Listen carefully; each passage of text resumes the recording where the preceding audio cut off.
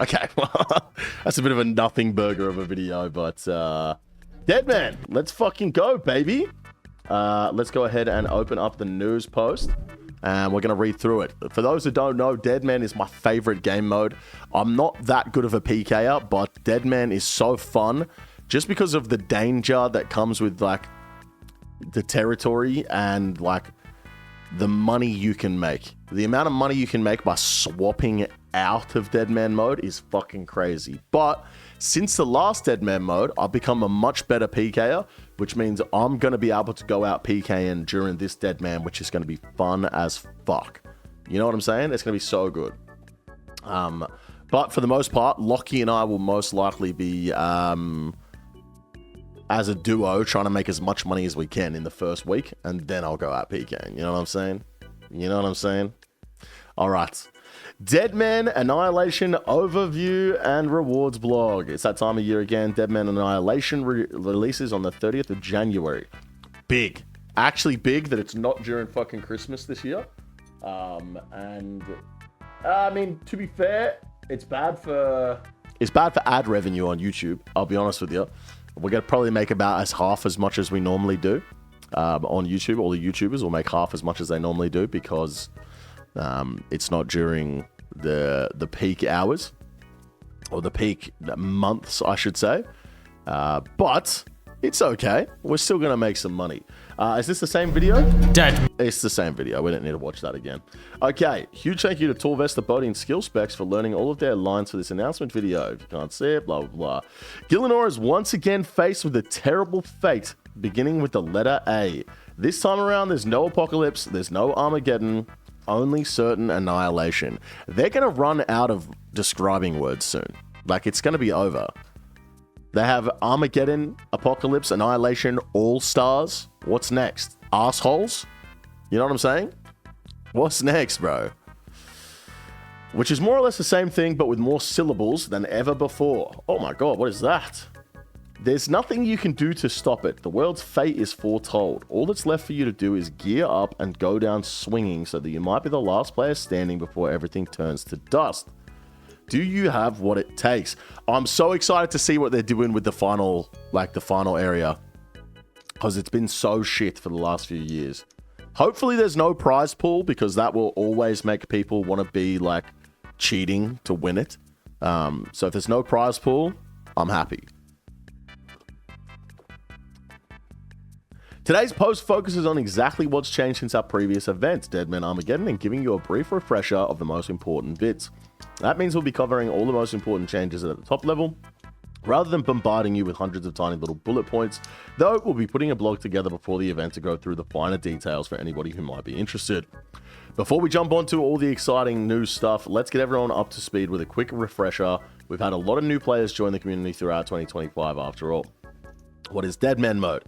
For the uninitiated, Deadman mode is a brutal yet surprisingly approachable, more on that soon temporary game mode, where PvP is enabled almost everywhere in Gillenor. Our first ever Deadman mode took place around 10 years ago in late 2015 and saw players starting fresh accounts, leveling up their stats with boosted XP rates, and gearing up for an epic finale, all while remaining constantly on edge as PvP combat can break out anywhere, anytime, anywhere at a mere moment's notice. Players risk their equipped gear, inventories, and their banked loot while progressing and trying to stay ahead of the curve before fighting to be the last player standing in a finale that saw deadly fog sweep across the world and force any survivors into a do-or-die final showdown. In the years since, Deadman has undergone a number of iterations and countless changes. 2021's Deadman Reborn saw the introduction of sigils, power-ups similar to League's relics that players could obtain to supercharge their progression or give them an edge in combat, alongside combat bracket worlds to give players more flexibility in playing specific builds and still being competitive. 2023's Deadman Apocalypse built on Deadman Reborn and introduced breaches, regularly scheduled tears in the fabric of reality, where players gathered en masse to slay hordes of randomly spawning bosses for supercharged loot, while trying to stay under the radar to avoid capturing the interest of PKs at the breaches. 2024's Deadman Armageddon built on the success of the Apocalypse with fresh breach mechanics, shake-ups to sigils, and progression. Cosmetic rewards for the main game that players could buy for Deadman points earned by doing just about anything within Deadman Armageddon. Speaking of the rewards, Armageddon weapon scroll. Let's have a look. How fucked are they?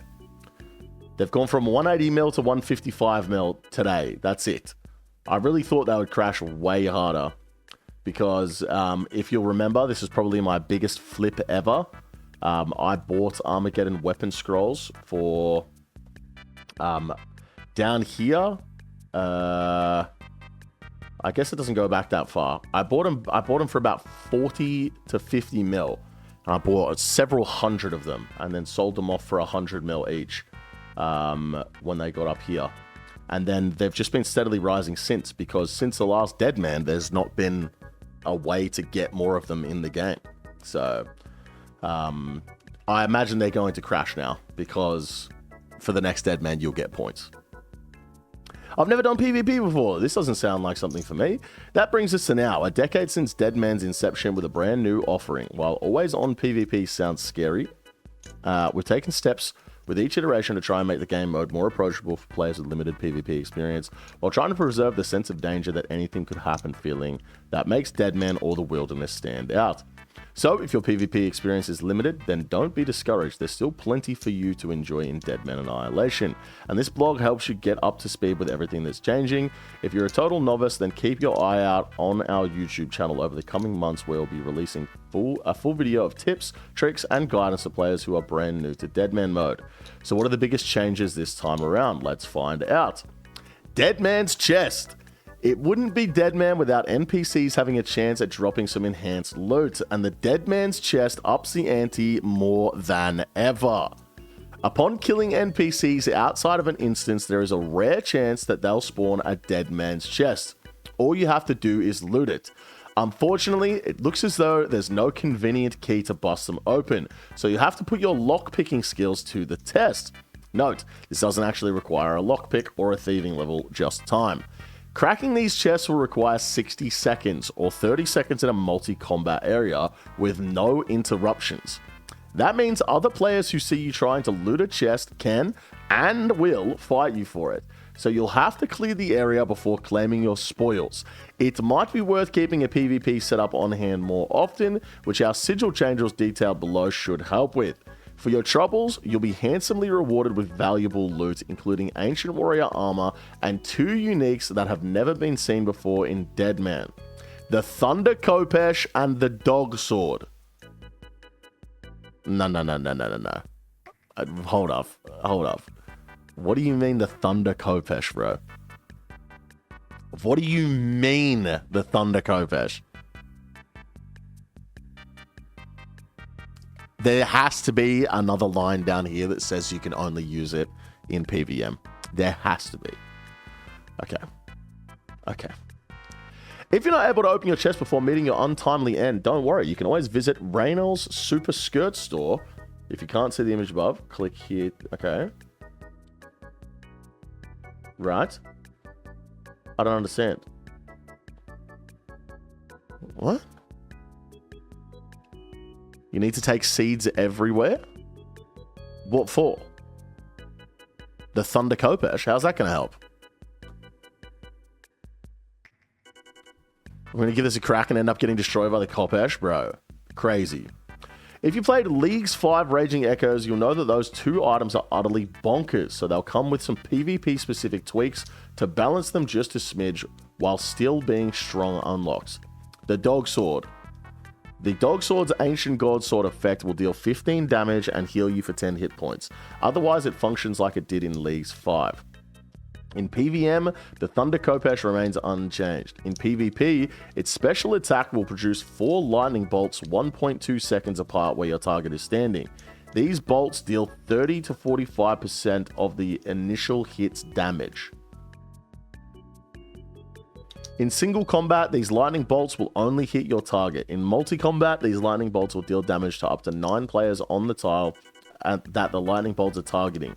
So be ready to move out of the way, because in Deadman Annihilation, lightning absolutely does strike twice. Shocking.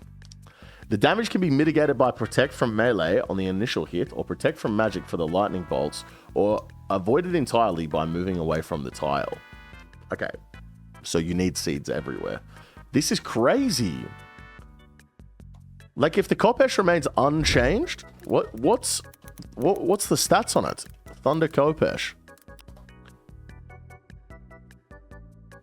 It's got 110 slash bonus and 100 strength bonus. Dude, the max hit is going to be fucking crazy on this thing. The max hit's going to be insane. And then the lightning bolts deal 30 to 45% of the damage. Nah, that's crazy, bro. That might be a little too much, I'll be honest with you. Deadman's Skull. This mysterious skull is given to all players, providing access to a powerful new shop. For every Deadman point you earn by leveling up, killing bosses, completing achievement diaries, you'll also receive a skull point. Skull points will be used in Deadman's Skull shop to purchase sigils, quest completion lamps, and permanent character unlocks. For those that don't know how the sigil system works, I'm not going over that because we do know how it works. Damn. 340 points, and then you can buy all of the fucking sigils. Most of the sigils that aren't PvP oriented have been converted into permanent unlocks, meaning you can buy them from the shop and keep them active forever rather than juggling your sigils constantly like in previous Deadman iterations. Those PvP combat oriented sigils will still use the old system, so you'll only be able to use 3 at a time, but for all these other sigils, you'll forever be attuned to you. You can use the skull to easily check which sigils you've got permanently unlocked and whether they're toggled on or off, so everything you need to know is in one convenient place. Damn, bro. Damn. So Deft Strikes is permanent, Meticulousness is permanent, Augmented Thrall, Titanium. Titanium was... So, are they saying that you can't use that in PvP anymore? Are they saying you can't use that in PvP anymore? Because Titanium was a... Wait, no. It was Fortification that's the fucking crazy one in PvP. Interesting. Interesting. Instead of being auto-completed by moving through combat brackets, many, but not all quests will be completable via the shop, so you can choose whether or not to tick them off yourself for the XP rewards or spend skull points to complete them. Just make sure you got enough left over to pick up any sigils that you're eyeing up.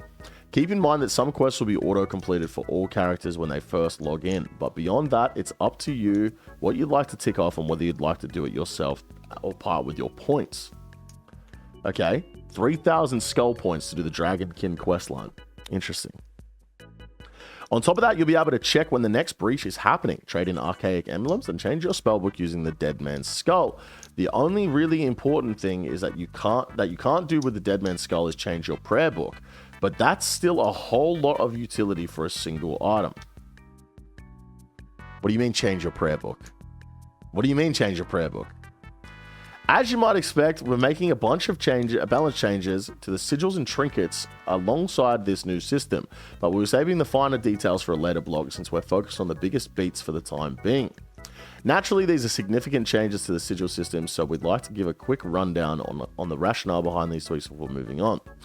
Reduce mental overhead and time spent searching through your bank to get the right sigil set up for your next activity / skilling grind. Love it. Nobody wants to organize their bank in a temporary game mode, and half of you don't want to do it in the main game either. You don't need to hold on to those stacks of burnt food. It's time to let them go. Reduce disadvantage for players looking to skill or PvM, since you'll still have all of your PvP-oriented sigils equipped, meaning you're not giving up PvP power to be able to progress. Love it. Tying more things into points promotes deeper account progression and reduces the impact of being fed gear by others without playing much yourself. Reduced RNG when trying to plan out a progression path. No more reliance on receiving a specific sigil to kickstart your journey. Love it. Hold up, what did you mean by changing your prayer book? That's literally what I said. How did they know I was going to say that? Like, what the fuck? The Ruinous powers are back. 3,000 skull points. Eternal Belief. Oh, that's a new one. The Sigil of Eternal Belief. In case you're new around here, the Ruinous powers were an alternative offensive-focused prayer book that were proposed as a reward from Desert Treasure 2, but couldn't get into a position where we felt comfortable releasing them in the main game. They made a return as a relic choice in Leagues 5 Raging Echoes, and they'll be usable in Deadman Annihilation, so long as you've got the skull points to unlock them. We'd very much recommend checking out the wiki page linked above for more information on exactly what those prayers do, and would encourage you to level your prayer high before spending your points here so that you can get the most out of the prayers on offer. Channeling the powers of Zaros is no simple task for those who lack faith.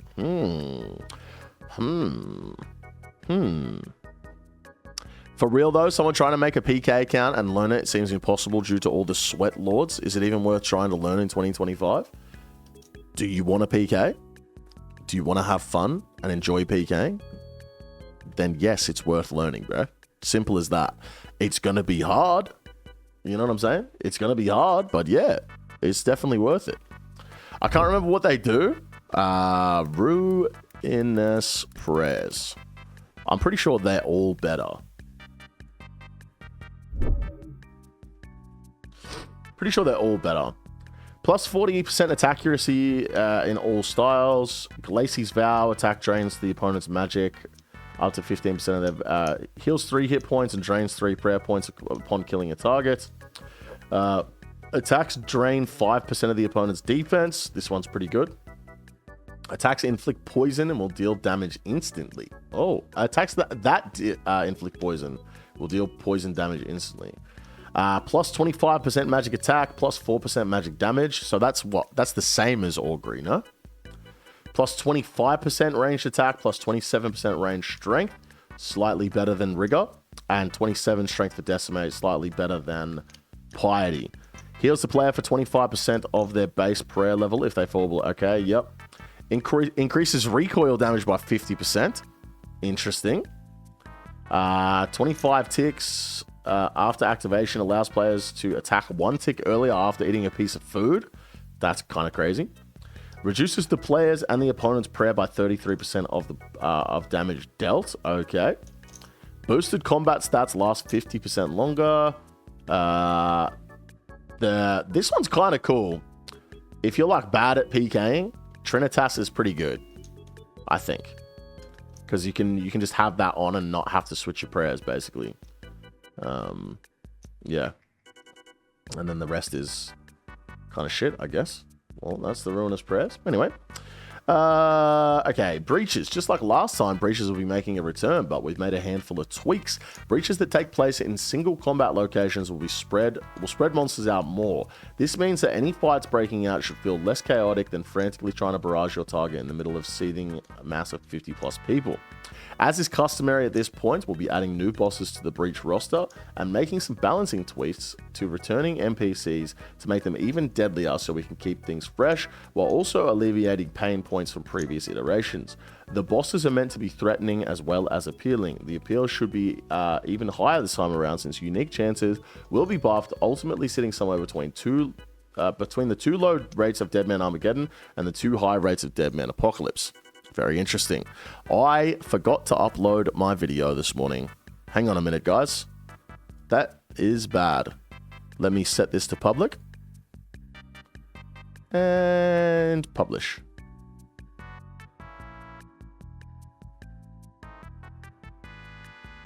Okay. Just like in Deadman Armageddon, we'll have 3 breaches at fixed specific times. Unlike Deadman Armageddon, we'll be doing away with the 4th random time breach, since these made it difficult for people to plan around and introduce frustration/FOMO, where breaches are supposed to mean a consistent promise of valuable rewards and potential PvP. Interesting. I like the idea of a random one, to be honest with you. Like, rewarding people that are playing more. Being able to just go to a random one and like knowing at any time you're going to have to get geared up and go to a fucking breach. I kind of preferred having the 4th one, but I see why they're making the change. It's understandable. I get it. You know what I mean? I hated my phone ringing at 2 a.m. Bank keys. Throughout Deadman Armageddon, killing another player would reward you with a bank key, allowing you to plunder their 10 most valuable items or stacks of items from their bank. Players can protect some of their most important items using a safe deposit box whose contents would never be lost to your killer. While this system is great at upping the stakes, in practice, it only really ups the stakes of people who are playing fair and abiding by our no muling rule, which we have admittedly had a difficult time of enforcing. Okay, so they're finally fucking admitting that they've just let everyone cheat for the last 7 Deadman modes. I'm glad they're finally admitting that they've just openly let everybody cheat for every Deadman mode that has ever existed. How good is it being a fucking content creator and not being able to sneakily fucking trade Locky all of my gear? Because I'm a streamer. I couldn't do it. But everyone else I fight has nothing in their bank key. You know what I'm saying? Laugh my ass off. You still did that though? Yeah, but not on stream. You know what I mean? Like, I didn't do it on stream. This has meant that experienced players or bad actors could shift their most important loot onto characters who never left safe zones, then trade it back to themselves as needed, or fill their bank with items whose actual value wasn't accurately represented by their grand exchange value, effectively mitigating the risk entirely. Newer players, more casual players, or any player looking to stick to the rules would steer clear of muling and risk more as a result. On top of this, juggling which items you want to bring with you versus leaving your deposit box every time you left the safe zone was a bit of a faff and led to a lot of second guessing, wasting time in safe zones when you could be out gaining Deadman points. You can probably see where we're going with this. We're removing bank keys. This means that you'll no longer lose banked items on death, leveling the playing field for everybody. To compensate somewhat, all players will have a skull icon above their head, which indicates their current risked wealth, whose eyes will glow yellow if that player is also skulled in the traditional sense. This works similarly to the skulls within Bounty Hunter. This means that players will outright know whether or not you're actually risking anything and have to decide if fighting you is worth the time and supplies, rather than gambling on everybody because they could have a high value bank key. In summary, we believe the removal of bank keys should encourage players to keep themselves busy and get out into the world rather than sitting at the Grand Exchange figuring out what to invest in or sell from their safety deposit box. Prevent your bank organization being absolutely obliterated every time your bank is raided by another player. Rebalance risk in Deadman so that more players feel comfortable sculling up. The intent with Deadman mode has always been to encourage combat. Somebody mining the rock that you're eyeing up, skull up and take them out. Previous iterations have made sculling up feel too punishing for players who aren't exceedingly comfortable in PvP, so we're hopeful that these changes will actively incentivize more PvP combat and less avoidant encounters. Now, as an experienced Deadman mode player that thoroughly enjoys the game mode because of the risks involved, I fucking hate this. I think losing your whole bank is the fun part of Deadman mode, and they just need to get on top of people that mule. They just need to fucking ban them.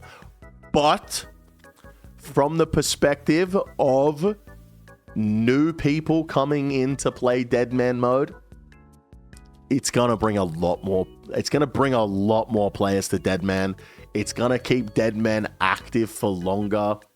So it's probably the right change. You know what I'm saying? It's probably the right change. It's going to allow people to have a much... The amount of people that start Deadman mode, play for 3 hours, and then die, lose all their shit, and just quit is so crazy. You know what I'm saying? It's so crazy. So I understand why they've made this change, but it's not going to feel like Deadman anymore. It's going to feel like a fresh... It's going to feel like a PvP world. That's it. It's literally just going to feel like a PvP world. A high-risk PvP world. That's all it's going to feel like now. But they've made an event around it. So, me personally, I hate it. This is going to ruin most of the fun of Deadman for me personally. But it's going to bring more people to the game, which is good. So, yeah. You can't really complain, I guess. You know what I'm saying? Go naked to Vorkath/Zulrah, set recall bank setup. Yeah, you could go set your last... Oh, that probably will remove last recall then. Because you could go set up your last recall and then teleport back to the bank, get all your stuff out, and then teleport back into like the literal square where you go into the boss. So you risk nothing and then get in there. That is certainly something that could happen. Take 10 minutes of chins anywhere. Yep, you could last recall into like the fucking chin rooms. Yeah, I don't personally like the change, but I can certainly see why they've done it. Combat Bracket Worlds. Combat Bracket Worlds are back, giving you freedom to put together any build you like and find fairer, more balanced fights on your world. We've rejigged the numbers slightly this time around to reduce the number of brackets so that you're still incentivized to move up to the higher brackets, but spread players out a little less so that each bracket still feels alive and dripping with dangers. Okay, so 60 combat, 3 times drop multiplier, 10 times combat XP, 10 times skilling XP. Interesting. 80 combat, 3 times drop, 15 times combat, 95 combat, 4 times drop, 15 times combat, and 96 plus. Oh, interesting. Okay. 5 times drop, 20 times combat at 96 combat. So Lockie and I are going to figure out the quickest way to get to the final bracket and do that. That's what we're going to do. You won't have any quests auto-completed for moving to new brackets anymore, since you'll be able to unlock these using Deadman. Yep, okay, cool. Last year, Deadman Armageddon allowed players to earn PvP-focused cosmetic rewards in the main game for the first time ever. We'd like to do the same again. We reckon we've got some options that you're going to love. Remember that these rewards are earned with Deadman points, which can be earned by doing just about anything in Deadman Annihilation, so don't be discouraged if PvP isn't your strong suit. You'll of course have the option to buy these from other players or via the Grand Exchange too, or by using points earned in future Deadman mode events if you're not able to participate in this one. Additionally, keep in mind that all of these rewards are toggleable. Once you unlock them, you're able to turn them on and off at will and won't ever have to re-obtain them. Also means you cannot sell them. So, I think we do see a fucking repeat of the Armageddon weapon scroll here, guys. Like, if there's not going to be a Deadman for a while, you know what I mean? It could be a fucking repeat, bro. Wilderness-themed player-owned house kits. You may remember this concept art from Mob Jerv's 2024 Game Jam project. It drummed up a whole lot of excitement. We think this feels like a fitting place to offer up a wilderness-themed player-owned house blueprint, similar to Twisted Blueprints introduced in the first ever league. I like it. Home teleport animation.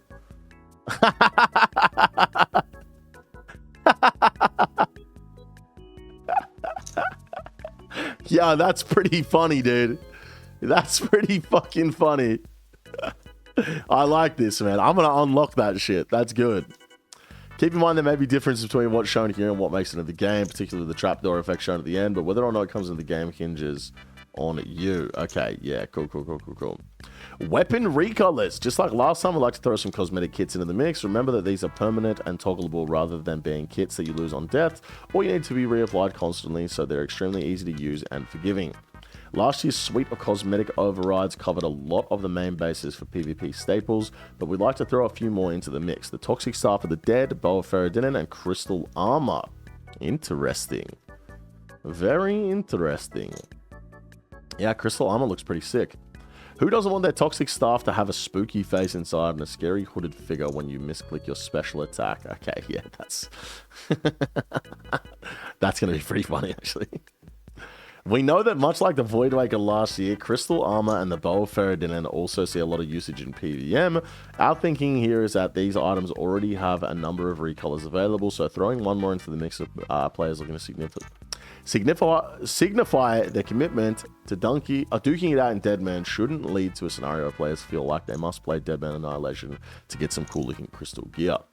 NPC spawns and emotes. If you've ever played old school around Halloween, then you might have noticed Death himself spawns whenever a player dies, seeing them off into the next life. Unlocking this feature would let you spawn in a plethora of random event NPCs to give your unfortunate opponent some parting words. Nothing makes victory in PvP sweeter than Sergeant Damien reminding your opponent that he did not tell them to plank. I like that. It's pretty cool. Perhaps you'd like a more personal touch. For those who prefer to deliver a taunt yourself to let it, rather than letting an NPC do it for you, we'd like to offer the ability to unlock automated emotes when getting a kill. This means that if you kill your target, your character would perform any of these following at random so that you never have to frantically find the emotes tab to let him know who's boss. Pretty cool, pretty cool. Miscellaneous changes. We'll be saving some of the smaller changes until before the event kicks off, since we'd like to keep things somewhat brief for the first Deadman blog. Having said that, we'd like to highlight some of the most significant one-liners that are here so that you're in the loop of the most important differences between Deadman Annihilation and Deadman Armageddon. So here's the rapid-fire list. Sailing will not be enabled in Deadman Annihilation. We know that it's bound to be new and exciting, but want to give more time to settle before having to consider it properly in the context of a temporary game mode, particularly in a PvP mode. Very interesting. Reddit did not like this. They claim doing emotes manually adds more of a flex. Reddit just fucking cries about everything, bro. Let's be honest.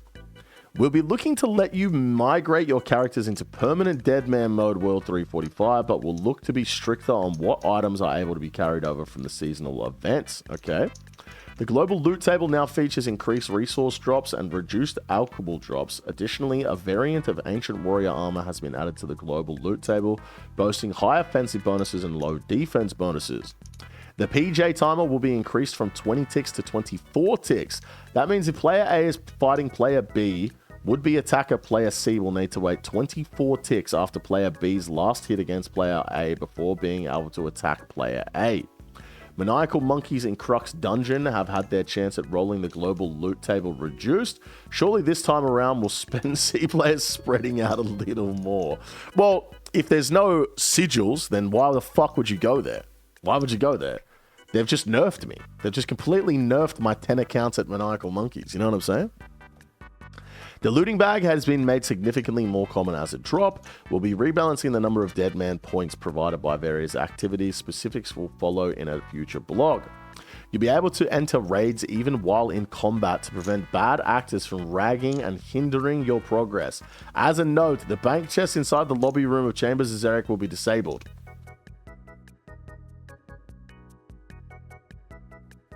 You can enter raids in combat? That's such a bad change. That's a really bad change. I'm sorry. I'm the guy that does the raids. I'm not the guy that PKs people at the raids. I'm the guy that does the raids. And I think this is a bad change. That is terrible. That is so bad. Now you can just teleport to the raid and get in. Like, you don't need food inside the raid. So the bank chest is disabled, but like, nah, dude. Especially if they're going to have last recall. You can just set your recall up at the fucking Cox door. Teleport out. Get a full inventory of everything and last recall back. Nah, bro.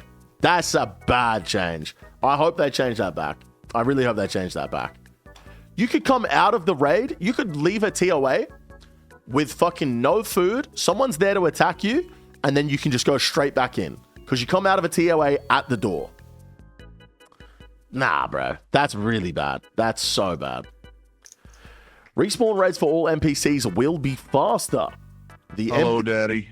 Hello, how you doing? You still need a team made though, right? The team stays made, Nick. Like, if you leave the raid, the team is still there. You can just go straight back in, bro. You don't have to start anything again. The Emblem Trader's shop will feature a new stock, the Ancient Scepter, God Books, and Surge Sacks. He will also give you noted items where possible. Your default respawn point will be set to the Grand Exchange, though you'll be able to change this as you would in the main game. XP can be gained within instances, but your gains will only be multiplied by 3 times rather than the 15 to 20 times combat XP multipliers and 10x skilling multipliers. As a result, Nightmare Zone will be disabled for the event. One exception will be made for Slayer, where full XP will be granted regardless of whether or not you're in an instance. Damn. You can bank any purple inside the raid? Oh my god, bro. I feel like the danger's just been taken out of Deadman. I feel like it's just gone. Like, what's the point now? You bank your purple, you come out of the raid. If you get attacked, you can just go back in. Like, nah, I don't know, man. This doesn't seem good, bro. This doesn't seem good. Tier 5 emblems will drop at a reduced rate from Wilderness Slayer compared to Deadman Armageddon. While in a safe zone, there will be no longer a delay for players trying to log out, eat food, or drink potions. I guess that means for coming out of a bank if you're in a safe zone. Blighted Overloads will deal 5 damage to you, down from 25 when sipped. Your defense level will decay down to 90%, up from 80 of its original value. Okay. On login, the items you'd ordinarily receive from Tutorial Island will be found in your bank rather than your inventory. You'll instead be given some untradeable tuna, a chronicle with 5 charges, a looting bag, and an untradeable cape with some small combat bonuses. Hit points level requirements on the Amulet of Rancor, Confliction Gauntlets, and all enchanted Zenite jewelry were removed from Deadman worlds. Wow. Weapons made from tormented synapses will not require completion of Wild Gothic Sleeps to use. Of course, if you want to get one for yourself, you'll need to complete the quest to access Tormented Demons. You'll be able to unnote bones once again at the Elder Chaos Druid near the Chaos Temple. Spellbook icon resizing will work across all of Deadman Annihilation, meaning players who use this setting will be able to see enlarged spell icons in their Spellbook tab anywhere, including PvP combat. I am making my fucking barrage the size of my Spellbook, bro. It's not going to be possible to misclick. My barrage is going to be the size of my entire spellbook, bro. Private instances at God Wars Dungeon will be disabled for the event. We've added a handful of new safe zones at the Wintertop Boss Arena, Temperos Dock, and Encounter Arena, and the Guardians of the Rift minigame. Well, you're up to speed. We're keeping information about the finale close to our chest for now, so keep an eye out for the future blog for details on what's bound to be another epic finale. Drop any questions you might have, and more importantly, go easy on us if you see us in Deadman Annihilation. Lot of changes. Some good, some bad, some very bad. Yeah. As a very experienced Deadman player now, I played the last 4 Deadmans. And as a content creator, I think this is very bad for the experienced players. But I'm not selfish enough to not be able to see that it's going to be good for new players to try it out. So there will be a lot more players playing Deadman this time around. There's going to be a lot more people crying on Reddit that someone killed them for their Black D-Hide at Abbey Demons. Because just because you're risking nothing doesn't mean people aren't going to fucking hit you. It's Deadman, bro. You know what I mean? But yeah, it's going to be good for new players. It's really, really bad for the experienced ones. It's just like, dare I say it's been made boring. I think it might give new players the chance to go PKing because the experienced players might just not play. They might just not bother. They do it to make money. And if, number one, there's going to be a lot more people playing, so the value of GP is going to be a lot lower. And number two, they're not going to get bank keys anymore. So people are going to be risking a lot less. Normally in Deadman, you go out in the absolute fucking max gear you can, because if you die, you lose all your stuff anyway. So you'll see everyone running around in Ancestral, and you know what I mean? But now that you can have all your stuff banked, I can just get geared up in a fucking rag set, bro. Like Mystics and Black D-Hide with a fucking AGS or whatever it is, and still be fine, you know? So I don't know. Me personally, this kind of killed the hype for me, but it's going to be very hype for noobs. So if you've never played Deadman before and you're scared of PvP combat, this is by far the best opportunity that you have to get familiar with how it all works.